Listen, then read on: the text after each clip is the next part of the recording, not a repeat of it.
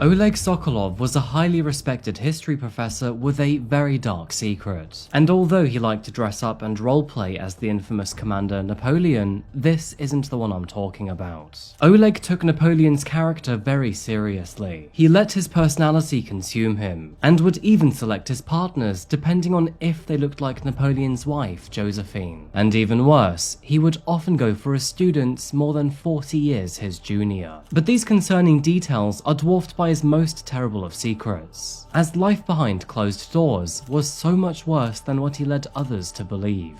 And tragically, all of this would end in modern-day murder. Good morning, good afternoon, or good evening, folks. My name is Adrian, and welcome back to Coffee House Crime. Now, the details of this story will leave you rather concerned throughout, and trust me, the ending does not get much better either. Before we begin, and just to let you know that I post true crime and strange cases here weekly, so if that does sound like your kind of thing, please consider subscribing to the channel. And by the way, did you know that removing caffeine from your diet can help you lose more than 70% of your will to live? Now, if that sounds like a terrible idea to you, then please grab yourself a coffee, pull up a seat, and get ready for the deep dive. This is the case of Anastasia Yaschenko.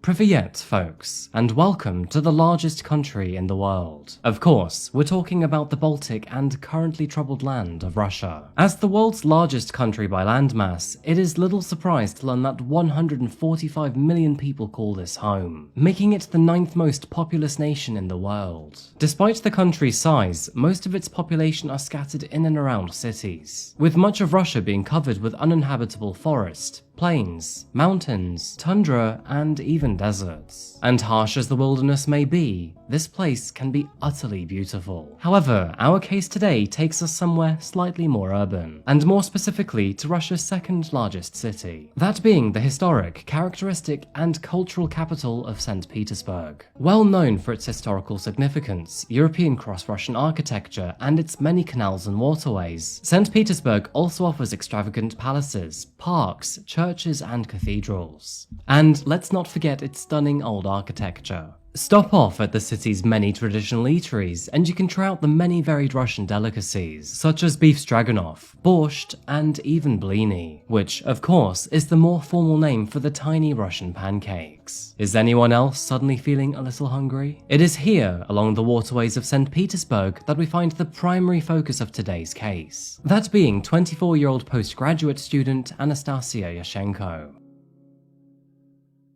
Born on April 26, 1995 to her mother Galina and father Oleg Yaschenko, she grew up in the rural town of, get this, Starovelishkovskaya, which can be found in the far south of Russia near Crimea. Her father was a teacher and her mother worked for the local police force, which meant that, alongside her brother, Anastasia was brought up in a rather well-off household that believed in the value of community. She was an extremely bright child, was naturally very happy, and even loved going to school. Everyone could see that she was smart too, achieving high grades throughout her education. Moving into her adulthood, she always had a deep passion for history and hoped to one day become a recognized historian in the future, which, upon her completion of high school, led her to enroll at St. Petersburg State University. It was here that she excelled in her studies into history, and, being one more step specific, researching French history. Friends described her as bright and talented, and had a real passion for her work. In fact, Anastasia was so obsessed with history that she often dressed up and roleplayed as famous historical people, creating her own costumes in the process. I guess you could see it as similar to cosplay, but less fantasy and more Marie Antoinette. It is fairly safe to say that she lived and breathed history, and this extended past her profession and studies into her friends and hobbies. She was so proficient at school that she eventually became the assistant to her professor, a man named Oleg Sokolov, and between the two, they would even go on to co-author several books and papers together. However, it is here that the story becomes a little unusual, because Anastasia found that she had many things in common with Oleg. Oleg had many fascinating stories to share with Anastasia, but to add to this, they both had a very deep interest in historical roleplay. Now, I can already hear you asking the question, and yes, this did extend into the bedroom. Oleg was absolutely fascinated and obsessed with Napoleon, and apparently he played this character well on the streets and under the sheets. Oleg was very charming for his age and knew how to flirt with women, and after Anastasia graduated, the two became very, very close. And despite him being old enough to be her grandfather, their relationship would eventually turn romantic and then sexual.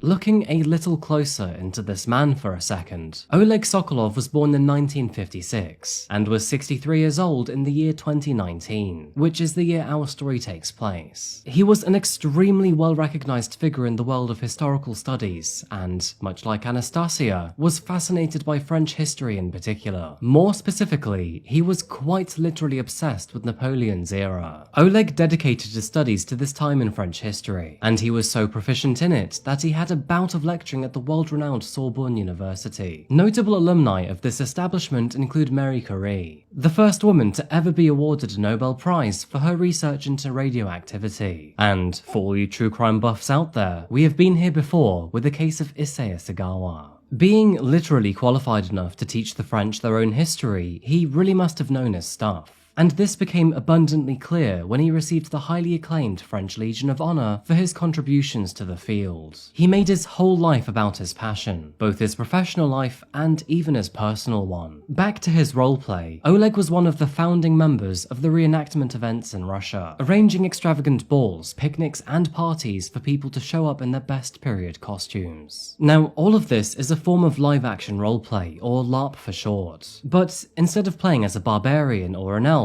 the character that you're portraying is an aristocratic bachelor born in 1806. And when I say that Oleg took this hobby very seriously, I mean it. He collected historical artifacts with the sole purpose of using them in his reenactments, and invested huge sums of money into organizing the events, even taking to horseback to really drive the illusion home. Oleg often portrayed himself as Napoleon Bonaparte, which, as many of you will know, is the infamous military commander and historical political figure. The professor was a total fanboy for Napoleon, and of course, someone as self-important and powerful as Oleg had to play a fitting character. Napoleon was his favourite thing to study, and the man even had a carved bust of the commander in his upmarket St. Petersburg apartment.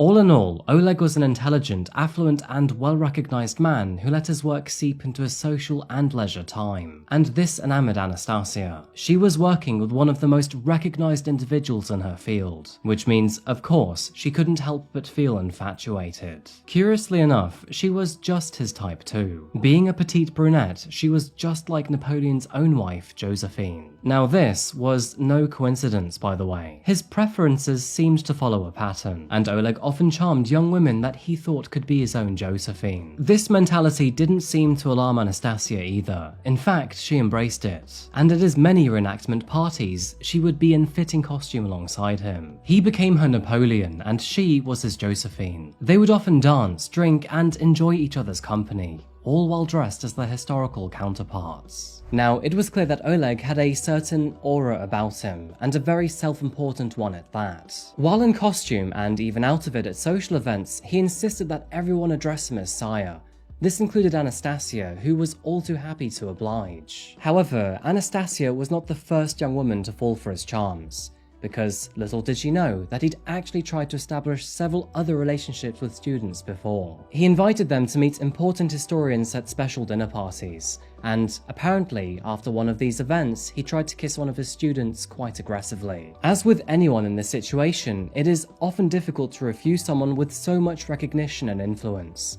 The power dynamic is quite intimidating, and Oleg was aware of that. In fact, many students complained about his behavior to the university welfare team, only for it to fall on deaf ears with no further action being taken. He often used his power to insert himself into their lives and attempt to establish a romantic relationship. And unfortunately, this even worked with some of them. One of those who gave in to his demands was someone known as Ekaterina Ivanova. But it didn't last for very long. The relationship was far from healthy, and Oleg was extremely abusive towards her. He forced his interests and hobbies onto her, told her how to dress and who she could talk to, and even isolated her from her friends and family, until her life was exclusively revolving around him. He further demanded that she salute him whenever she saw him, and eventually, when things became physically abusive, Ekaterina decided that enough was enough.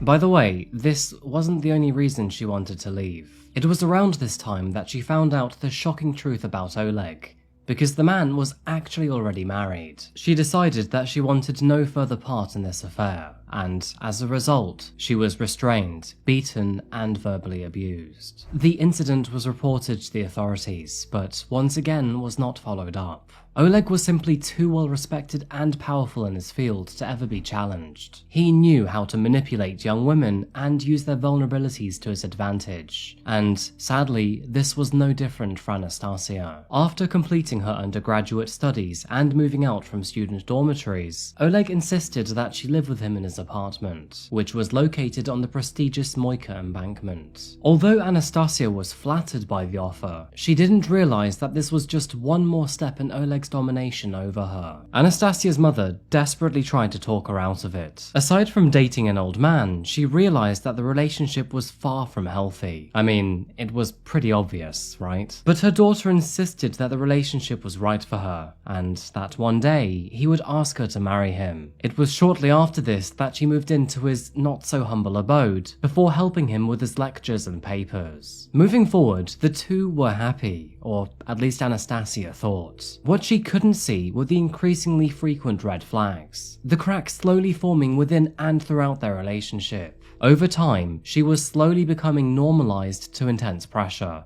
all caused by Oleg's oppression. Eventually, Anastasia stopped going out to see family and friends, stopped talking to her mother, and phased out all of her peripheral interests. Her life now solely revolved around Oleg, and little did she know that this relationship would eventually lead to an unimaginable tragedy. November the 9th, 2019. Shrouded by darkness in the early hours of the morning, most of the city slept on while those working their night shifts continued in peace. It was on this quiet morning that a local taxi driver named Asvayan stopped on the edge of the Moika River for a smoke break. And as he did, the peaceful night silence was suddenly disturbed by the panicked shouts of a man. The shouting appeared to be coming from the river. Peering down over the stone wall, he noticed that someone had fallen in, and, as you can likely guess, the man in the river was Oleg, who appeared to be intoxicated. Oleg begged the taxi driver not to call the police and Millie to help him instead. However, due to the river's steep banks, there was no actual way to get to him. Worrying for Oleg's safety through the rather harsh Russian winter, he decided to call the emergency services. Soon after, paramedics and the police arrived. And this is where the story takes a very dark turn, because after pulling Oleg out of the river, they noticed he had a black rucksack with him, and the rucksack was extremely heavy. With curiosity getting the better of him, one of those paramedics decided to look inside, and when he did, that is when he came across a very gruesome discovery. Peering down, he saw 2 human arms. And to everyone's surprise, this rather simple rescue operation suddenly turned into a criminal investigation. Police officers swiftly arrested Oleg, and once in custody, the authorities began their investigation into why the man had a pair of human arms in his possession, and, even more importantly, who on earth they belonged to. Statistically speaking, the most likely victim to a murder is usually the murderer's partner, and it didn't take long to conclude that, tragically, the severed arms belonged to Anastasia Yashchenko. Suspecting that the river may be hiding a few more dark secrets, divers combed the riverbed in search of any more evidence, and after just 2 days of searching, they also found her legs and torso. A quick dark side note, but it seems that the Moika River actually holds multiple chilling secrets. During their search, a skeleton of an unidentified man was recovered, and to this day, no one knows who he is. I guess we never know what lurks just below the surface. Delving into their investigation, through a combination of Oleg's own testimony, surveillance footage, and accounts from those close to Anastasia, we can create a hazy but understandable sequence of events, all of which leading to the demise of the young woman. It was 2 days prior to the discovery of her remains on November the 7th that Anastasia called her brother after an argument with Oleg. Audibly upset on the phone call, she claimed that he had hit her after she asked to go to a friend's birthday party. Now, the family knew that things were complicated between the pair, but they didn't really know how badly things had deteriorated. Soon after their first phone call, she called her brother again. But this time, Anastasia sounded artificial and robotic. She told him that the situation had been fixed and that there was no need to worry. But of course, this was all just a cover-up, and the fighting was still ongoing. Oleg had simply forced her to lie to her family. He further accused her of cheating on him and that her friend's party was a mere excuse to see another man. Sadly, as the argument heated up, so did his violence. Being a historical reenactor, it is no surprise that many of the items he collected was weapons. And so, in a fit of rage, he took off a sawn-off shotgun from the wall and fired it directly at Anastasia. The first shot was not enough to kill her. Oleg reloaded the shotgun several times, taking a total of 4 shots at the woman before she finally succumbed to her injuries. Not knowing what to do with the body, he then crudely dragged it into the next room, and after stuffing it under the bed, he then thought about what his next plan of action would be. However, Oleg clearly was in no rush at all, because the very next day he even hosted a party in his apartment, and while his friends enjoyed drinks and light bites, Anastasia's lifeless body lay in the next room. Later that night, and as you can likely guess, in a cognac-induced stupor, Oleg finally decided what he was going to do, and it involved a saw and a kitchen knife. After Anastasia had been dismembered, he then put her into multiple bags. He then planned to dispose of her body in the Moika River, which conveniently was just outside of his apartment. A surveillance camera located near the riverbank captures him disposing of multiple bags, with his first visit including her legs, and his second visit including her torso. However, on his third trip, while carrying the bag containing her arms, he lost his balance and fell into the icy river, where the taxi driver would later find him. Upon searching his apartment, authorities found the last remains of Anastasia. This included her head, which was wrapped up in an IKEA bag. During his questioning, Oleg claimed that, should he manage to evade being caught, he had ambitions to dress up as Napoleon, make his way to the Peter and Paul fortress, and then take his own life in front of the public, which to me is outright lunacy. So, what was his justification for murdering his girlfriend? Well, apparently, the pair got into a heated argument. Oleg simply did not want to share Anastasia with her friends, and Anastasia made a passing comment about one of his daughters. Oleg claimed that he was acting in self-defense. He told investigators that, during their argument, Anastasia was the first one to become violent. He also claims that apparently she lunged at him with a knife, though knowing what we know, this is very unlikely to be true. However, sadly, we will never actually know. Now, at least in Russia, both officers and judges are often sympathetic towards men who are accused of abuse. Many men claim that they are provoked into violence by their partners and are often wrongfully accused. Now, of course, this can be the case. However, Oleg's history of domestic violence did not support his claims. Anastasia's family were adamant that she would never hurt anyone, especially attack someone that she loved with a knife. This was totally out of character for her. And speaking of her family, the authorities entirely let them down throughout the entire investigation. Not only would they fail to contact her family at the time the crime took place or shortly afterwards, but her family would even find out by watching TV and looking online. Upon psychological evaluation, Oleg was deemed to be sane and fully fit to stand trial. They further confirmed that, at the time of murdering Anastasia, he fully knew what he was doing.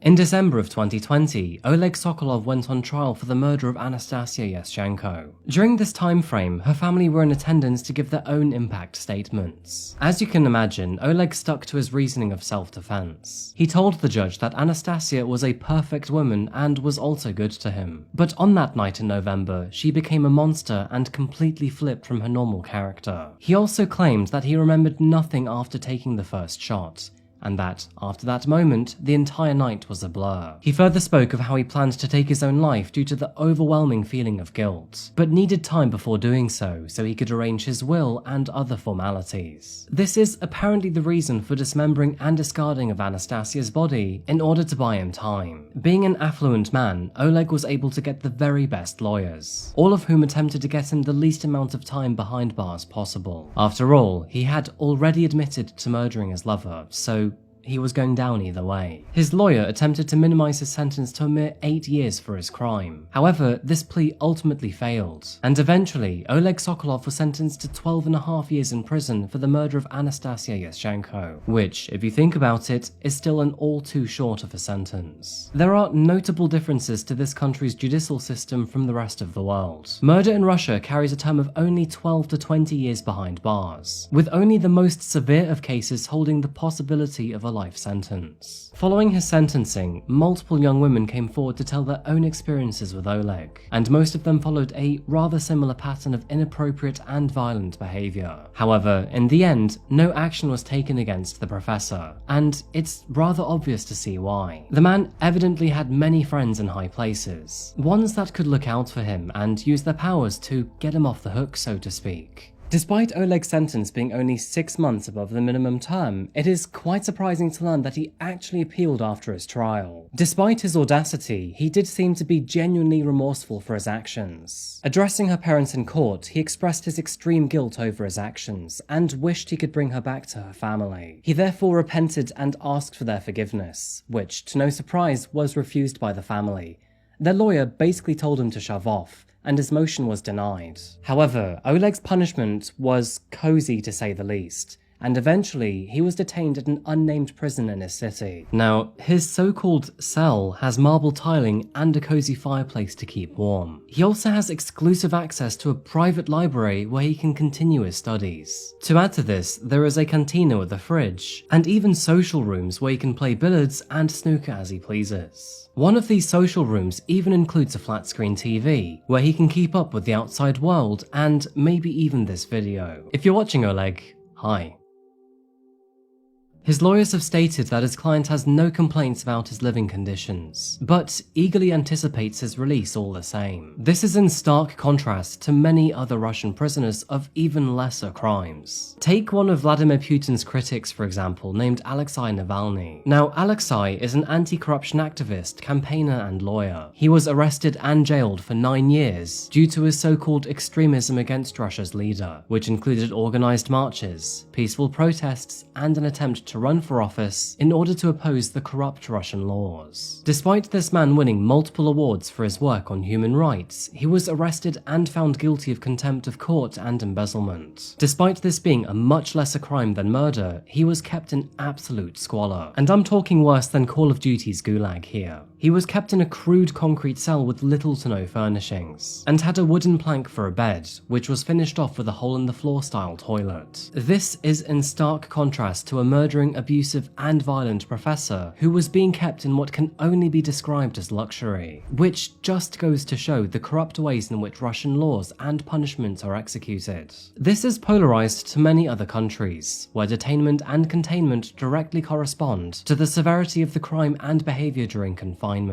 Oleg's status and notoriety gave him privileges throughout his life, helping him keep his job, avoid terrible accusations, and even avoid going to an insufferable jail for the murder of another human being. This wasn't just any other human being either. Girlfriend aside, she was a well-loved daughter, friend, and young person who deeply trusted and loved this man. She gave up much of her life just to be with him, and the power he had over her meant she was never going to truly have the upper hand in any situation. She was isolated, controlled, and taken advantage of, merely chosen for her appearance, and her willingness to become Oleg's Josephine. Those around Oleg say that the line between himself and Napoleon was often blurred, and when he was in character, it was as if he had fully embodied the historical figure. And although he was deemed to be psychologically sound, it sometimes really did seem that he believed he was Napoleon, or at least an incarnation of him.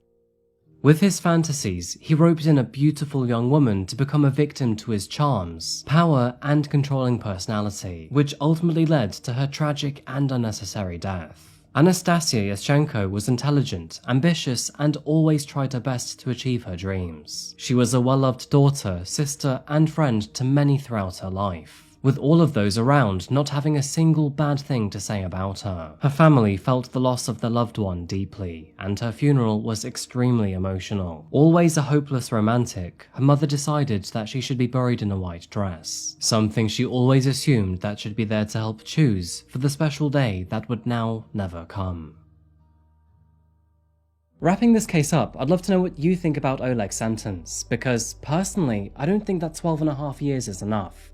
To add to this, the absolute luxury that he's living in is... I don't even have any words. As it stands, and at the time of this video being released, Oleg is set to be released from prison in May of 2032, and it's unlikely that this date will change. And that pretty much wraps up our case today. Thank you so much for being here for another video by Coffee House Crime. I really appreciate you being here, and I hope that you stick around for the coffee. And yeah, I think that's pretty much it. Thank you again, folks, and as always, I'll see you again very soon for another video. Until that moment arrives though, remember to look after yourself, look after each other, and of course, stay safe. Thank you, and goodbye.